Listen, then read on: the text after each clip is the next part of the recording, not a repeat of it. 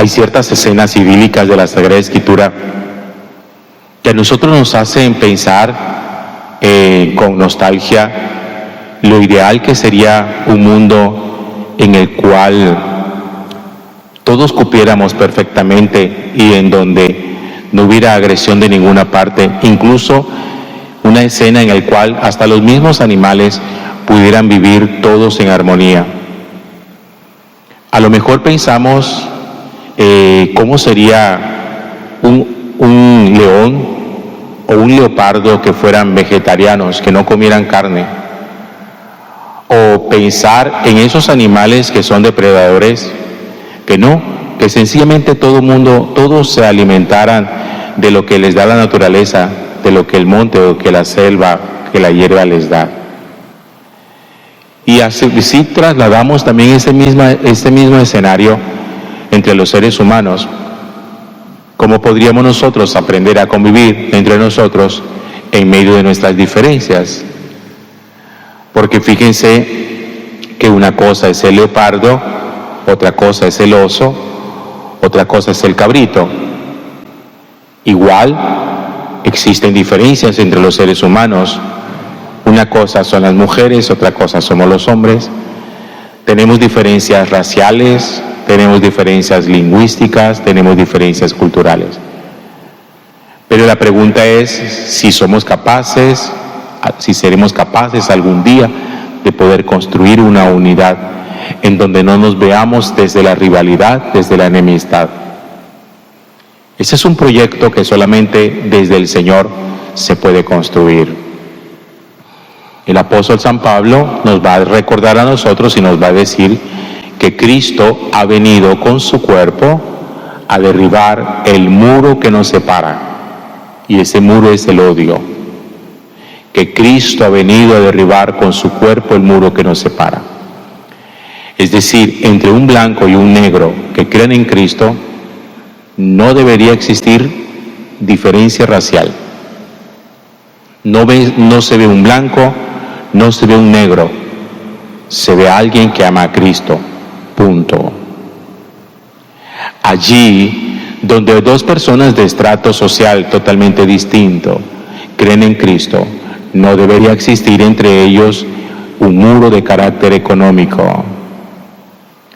No debería existir un muro, una cortina entre Oriente y Occidente, o entre los países del norte y del sur, allí donde hay creyentes. Simplemente vemos hermanos en Cristo. Punto.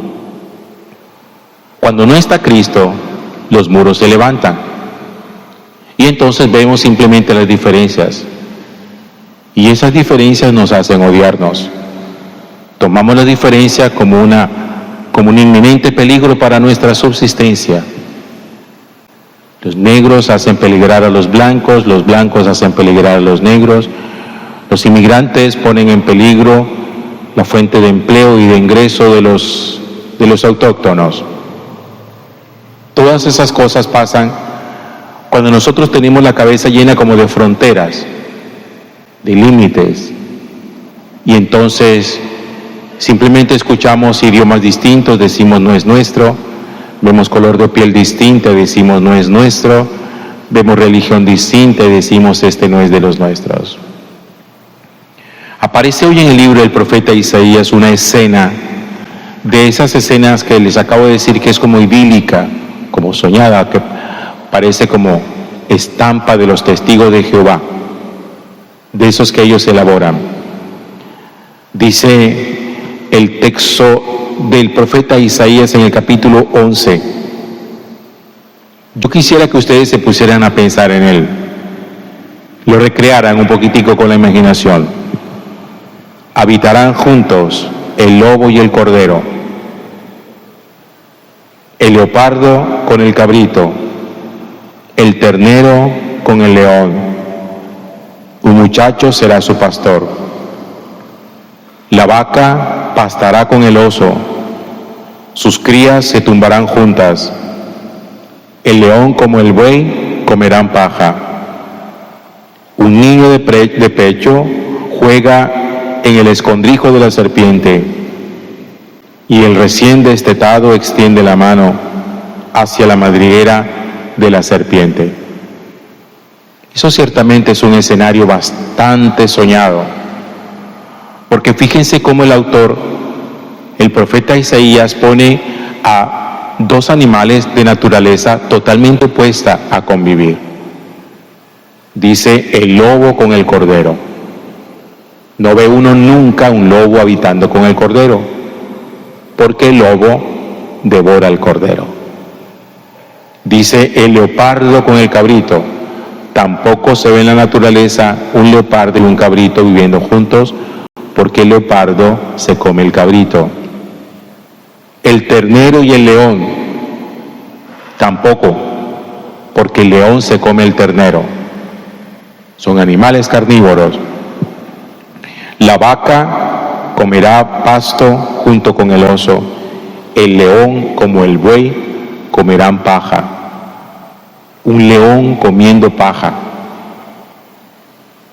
Y entonces, una pregunta que uno puede hacerse es, ¿en qué consiste esta acción milagrosa de Dios? ¿Cómo podríamos nosotros interpretar la acción milagrosa de Dios? Yo le he estado echando cabeza al asunto y yo llego a esta especie de conclusión, que por ser una conclusión mía no cierra la discusión, pero por lo menos se la planteo a ustedes como una posibilidad interpretativa. Cuando Dios quiere a nosotros, porque esos animales son un signo de la naturaleza humana, Dios, más que hablar de los animales, está hablando de nosotros los seres humanos. Dios nos está dando a entender que no es necesario anular nuestra naturaleza, anular nuestra identidad, para permitirnos o para ayudarnos a nosotros a encontrar puntos de encuentro para la convivencia. Es decir, uno no tiene que dejar de ser quien es para aprender a convivir con el otro. Pero uno sí tiene que aprender a dejar de ser lo que es. Miren que les acabo de decir dos frases distintas. Dios no anula nuestra naturaleza, haciendo que dejemos de ser quienes somos, pero sí nos ayuda a dejar de ser lo que somos. Una cosa es quiénes somos y otra cosa es lo que somos. ¿Recuerdan ustedes? Hace meses yo les hacía diferencia y trataba de explicarles a ustedes un poquitico la diferencia que existe entre el temperamento y el carácter. El temperamento es quienes somos. El carácter es lo que somos. Dios no transforma quienes somos. Dios transforma lo que somos. Dios no nos quita nuestro temperamento, pero Dios sí nos enseña a moldear nuestro carácter. Y el carácter es la forma como nosotros reaccionamos y como nosotros nos relacionamos con el entorno. Eso depende del carácter. Nuestra capacidad de amar a los animales no hace parte de nuestro temperamento, hace parte de nuestro carácter. Miren, no existen temperamentos violentos, existe carácter violento. Una persona no se vuelve asesina desde su temperamento, una persona se vuelve asesina desde su carácter. Una persona no es agresiva desde su temperamento, una persona es agresiva desde su carácter. Porque acuérdense que yo les decía también que el carácter lo forjamos por la educación, por la forma como nos vamos educando, la forma como la gente que está a nuestro alrededor nos enseña, la forma como usted va conduciendo la conducta de sus hijos cuando está en casa o cuando está en público. Cuando usted, por ejemplo, le permite a un niño que le arme una pataleta o una rabieta y no sabe qué hacer, por ejemplo, en un centro comercial, cuando no le quiere comprar algo que el niño quiere, eso no hace parte de su temperamento. Eso hace parte de un carácter que le falta ser forjado y que le falta ser pulido. Se los puedo decir de esta forma. Nosotros podríamos ser, desde el temperamento, piedreros, que se nos salte la piedra. Pero desde nuestro carácter podemos ser groseros. Una cosa es que a uno se le salte la piedra y otra cosa es que uno reaccione groseramente. Lo uno hace parte del temperamento y lo otro hace parte del carácter. Y para mí es importante que ustedes entiendan esto, para que nosotros podamos entender el texto del libro de Isaías. Porque no está diciendo el Señor que sencillamente va a anular la naturaleza carnívora del león, del leopardo o del lobo. No es que el lobo deje de ser lobo. Es que sencillamente cada uno se porta desde su naturaleza sin necesidad de ir más allá de lo que su naturaleza le pone. Y le pongo un ejemplo con los seres humanos. Los seres humanos antiguamente, en los inicios de la humanidad, cazaban para comer. Hoy cazan como deporte, para divertirse. Y una cosa es que uno coma carne para dar proteína al cuerpo, y otra cosa es que uno mate animales simplemente para divertirse, para mostrar superioridad, para cortar una cabeza y ponerla como un trofeo en la sala de su casa, para hacer taxidermia y entonces mostrar que tienen habilidades de cazadores y que fueron capaces de dominar un animal inmenso como un oso o como un león, o para mostrar sencillamente eso de lo que nos ufanamos tanto, de que somos inteligentes y que somos más inteligentes que los animales y que con nuestra inteligencia le podemos ganar a la fuerza de los animales. Una cosa es que uno case, entre en la cacería por hambre, y otra cosa es que entre en la cacería por diversión. Los animales depredadores no cazan por diversión, cazan para comer. Los seres humanos sí cazamos para divertirnos, porque nos parece que eso es divertido y que es una recochita y que es interesante. Esa parte de nuestra naturaleza, de nuestro carácter, es lo que moldea nuestra relación con Dios. Y allá es donde tenemos que apuntar. Allá es donde tenemos que ir. ¿Qué es todo eso que hay en nuestra vida que puede llegar a ser modificable? Que lo podemos modificar. Miren, ningún ser humano tiene naturaleza chismosa, pero uno sí puede tener carácter chismoso. Lo que significa que eso se puede modificar.